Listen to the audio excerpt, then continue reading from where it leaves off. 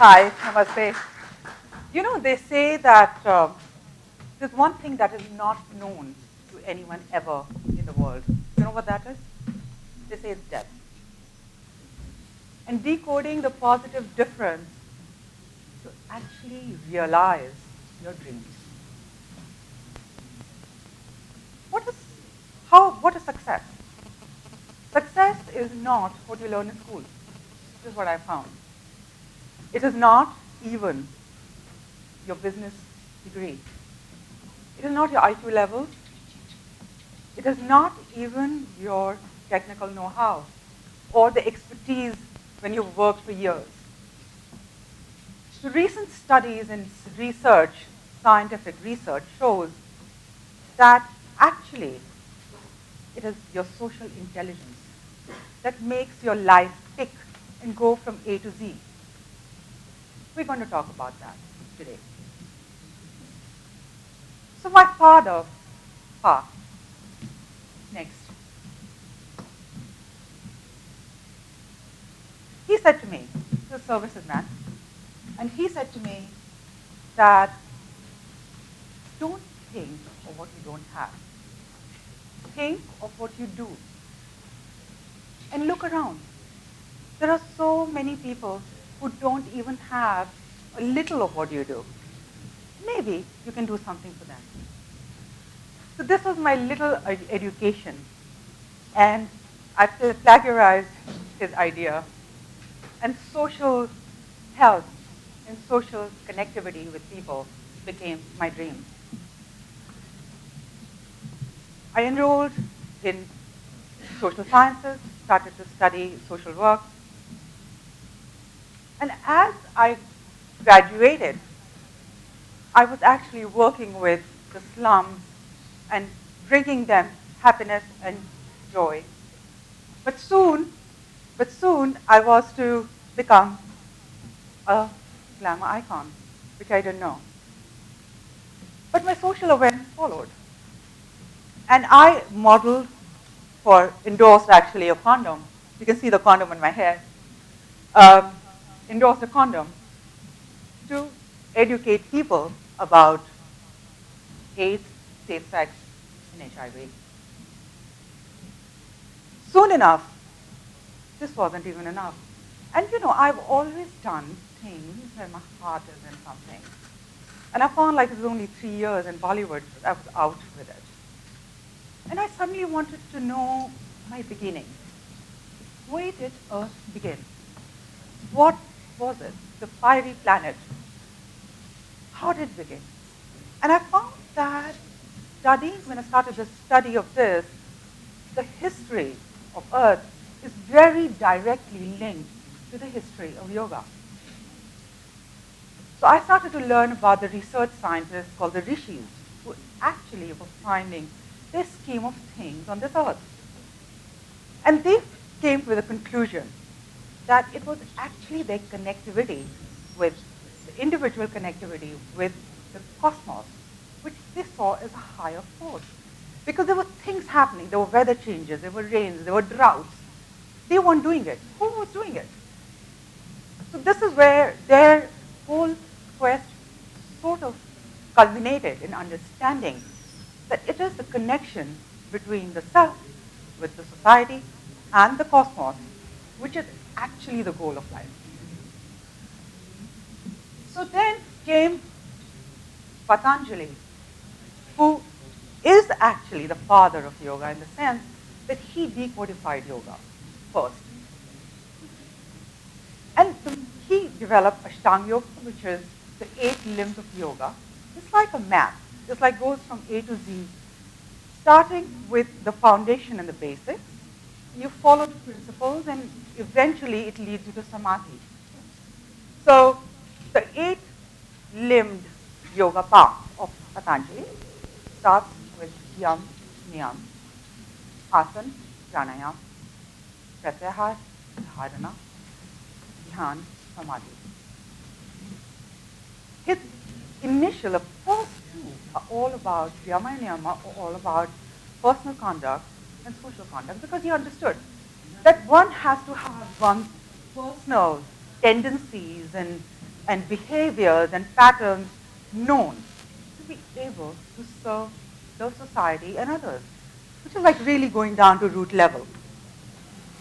And I started to learn that, and when I started to follow it, this is me sitting in a lotus pose.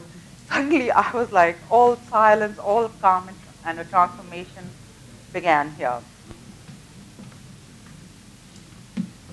I would like for you to look at the yamas and niyamas not as a to-do list, okay, but as invitations to act in ways that are eventually going to lead you to harmony and peace with yourself and the world around you.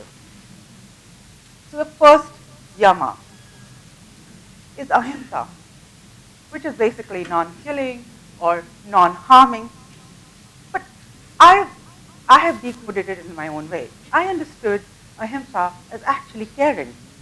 Because when you care, you don't kill. So empathy comes first. So for instance, I was in the Theravada tradition, I was learning meditation.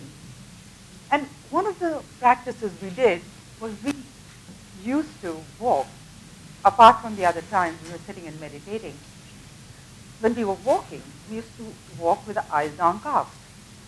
And breathe, focus on that, be aware, and watch that we don't even step on a single little worm on the floor. It was like loving the worm kind of thing. And I was like, wow. And slowly I would find that when I was eating, because I love butter chicken, that was, in Delhi, this butter chicken is the best. But when I thought like I can't kill a chicken. So I was suddenly becoming aware about my own self and why I do things the way I do. Because a lot of the times you find that you're doing things out of sheer conditioning. Because you're just made to do it, or because your parents do it, or because of society, your friends do it, or because... So here I was getting into like, why do I do this? And I said, do I just do it for taste? And I said, would I kill a chicken and eat it? Then I wrote a poem, which was, I can kill him, so I won't eat him. The next is satya, truthfulness. So again, now truthfulness is in your thoughts, in your words, and in your deeds. And it's for you to figure out what is true and what is false and fake. Aste, non-stealing, I actually see it as not taking something which hasn't been given to you from somebody. So stealing, we would think that it's money, it's jewels, it's clothes, it's accessories, whatever. But actually, you have an appointment. You get late.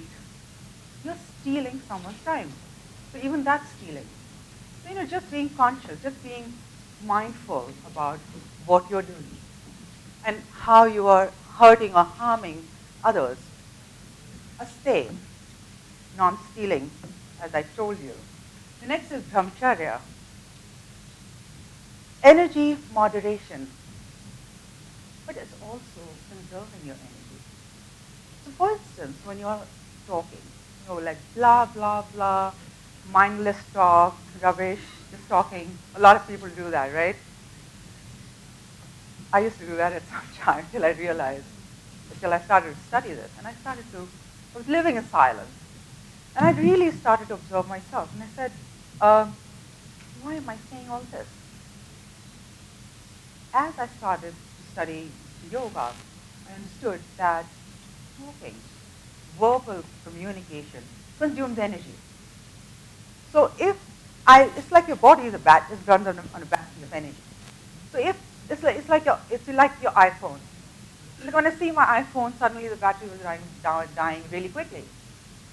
And I checked and I saw there were apps that I wasn't really using. So the minute I deleted those apps, suddenly my battery of the phone was above normal. Similarly with your body, you've got to see, what is it? What are the people you need in your life? What are the thoughts even you need in your life? And if they are really helping you. And if not, you're going to moderate your energy in brahmacharya by deleting them. aparigraha, non-grasping. So it's also like greed. Greed. Now greed also brings many other different emotions, like jealousy, like, not liking things, not liking untruthfulness. There's so many things linked to that. But I understood this as clearing the clutter. Next we come to Niyam. So Niyam, the first is short. Now short, as you understand, is cleanliness. But then again, what kind of cleanliness? You can wash your body, you can brush your teeth, floss it. But there's also cleanliness in your head. So a recent research has found, scientific research has found, that negative thoughts actually shrink your head. And positive thoughts expand your mind. So for instance, when you have well-wishing thoughts about somebody or about others, it just boosts up the energy of your brain and of your mind to perform multiple tasks together. So it actually helps you. So it's not really like, raising your ego and saying you're helping people and thinking well about somebody. No. It's actually you're the one who stands to gain. Santosh, contentment. This was a question I started asking myself just before I left movies, because, and I said, I have everything. You can be a superstar, but I'm not content. What is it that I need?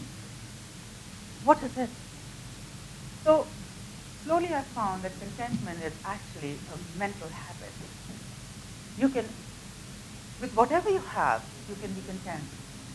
And be grateful for whatever little you do. And that actually brings peace and happiness in your life. Tapas, right effort. So when you perform a task, there's an effort, right? What is right effort? Right effort is what I started to understand when I was told that I'm becoming a Karmayogi. What does that mean? It means that you perform tasks selflessly. What does that mean? It means that you perform a task to your full capacity and to your full capability. But at the same time, you don't expect the results. I know it's tough. But then I translated in a way where I said, okay, if you think of others, you're performing a task, there are other people involved. And if you started to think of them, and you started to put yourself in their shoes, would you still do something the same way? So even if you're doing business, you're a CEO of a company, and you're dealing with some of the people, would you start to kill other people down because you want your company to benefit? So these are questions that you need to ask and find your own answers for them. Swadhyay, self-observation. I did a lot of this in sannyas and in monkhood. Years of silence. And what this actually did for me, I started to understand how sick my head was. When I was quiet and I didn't talk to anyone, I was living in silence and meditating and observing myself, also what it did was that it started to boost my energy levels. So suddenly I was a person, like my father had to throw water buckets on my face in the morning. I couldn't get up to, go for my basketball practice. I love to sleep. And suddenly I found that 8 hours, 6 hours, 8 hours of sleep, I was happy with 4 hours of sleep. And I was just not tired the whole day, and that was really amazing. So I said, okay, so this benefits me. I would like for you guys to do what benefits you, Ishwar Pranidhan. And this, of course, the final surrender to the higher force, understanding there is a force bigger than I am so big and I'm so smart. So understanding that there is a higher force and kind of being grateful for what is being given to you, being thankful. And this again then aids in, increasing your brain capacity and your performance capacity. So, like I said, this is not a to-do list, and you guys, each one of you, have to think about it. Find your own ways. These are things that are going to help your social connectivity. Recently, research, again scientific research, has shown that social intelligence is what actually boosts the performance of a person in their life. And social intelligence is actually made of two things. It is made of social awareness, which is basically your connectivity with the world, your social cognition, knowledge of that, empathy, empathic accuracy. And the other thing is facility, yourself. What is your personality, your self-personality? How helpful are you to other people? Kindness, concern. And how much can you influence other people? Your synchrony, how much can you connect? So these two things actually, very interestingly, form social intelligence. And when I was studying this and I said, okay, this is what actually got formed. I was forming a module, working on a module of yoga, which is called Anu Fun Yoga. And all these things are got added to that apart from others. Very interestingly, so I was thinking that, okay, society is important. Let's awaken, because we are inside each one of us. We are happy people. Happiness is not something we have to learn. We just need to unlearn a lot of the garbage that we have. And the happiness that we have within will unfold. So next I want to tell you a story. So I want to tell you about how I actually discovered compassion when I faced death. And a girl who didn't know her name, or that if she was in a body that was totally broken into a million pieces, is actually standing in front of you today. And I wrote this book, Unusual. I'm the author of that, the best-selling Unusual, which is being translated in other languages now. Exactly a month later, it's being released in New York on the 6th of September. So it's great news. I'm happy for that. And